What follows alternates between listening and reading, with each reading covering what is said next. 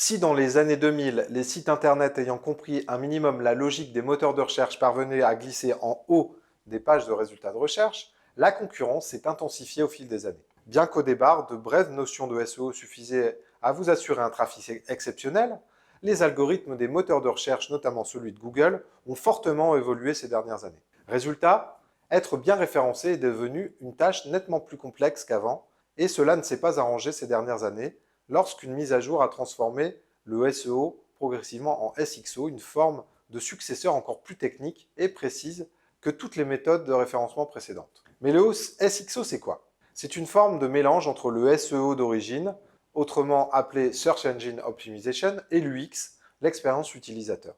En effet, les moteurs de recherche se sont mis à prendre en compte la qualité de l'expérience d'un visiteur sur un site pour atteindre un objectif précis. Cela peut être soit la recherche d'une information, l'accès à un contenu spécifique ou encore l'achat d'un bien ou d'un service. Plus l'utilisateur va simplement et rapidement vers ce qu'il cherche, plus le site est mis en avant. Pour fonctionner, le SXO se base sur un grand nombre de statistiques propres à tous les sites internet, comme le taux de rebond, la durée d'une visite ou l'abandon du panier par exemple. Moins le site plaît à son audience, moins Google, Yahoo ou Bing le mettront en avant. Dans le fond, cela peut sembler plutôt intuitif, mais cela a mis énormément de temps à être pris en considération par les moteurs de recherche. Ainsi, un site qui n'a pas un bon design responsive, par exemple, se verra instantanément sanctionné au profit d'un site qui sera plus ergonomique. De même, un site qui mettra trop de temps à charger ou dont l'information est cachée par un pop-up finira dans les abysses du web. Afin de tester les performances de votre site internet en termes de score, vous pouvez utiliser l'outil Google proposé par Google Insight.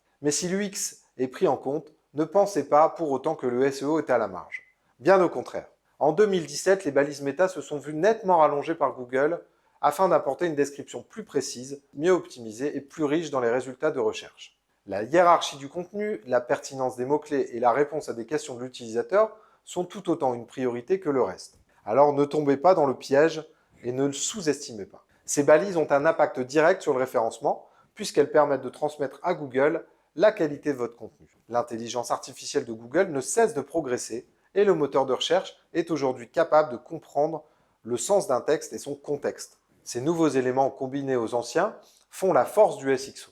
Des couleurs de votre site au choix de vos mots en passant par les balises, tout est analysé en profondeur avec des outils et des statistiques extrêmement précises développées par Google. Avec le temps, soyez sûr que ces mêmes outils vont continuer à s'améliorer et à faire encore mieux qu'avant.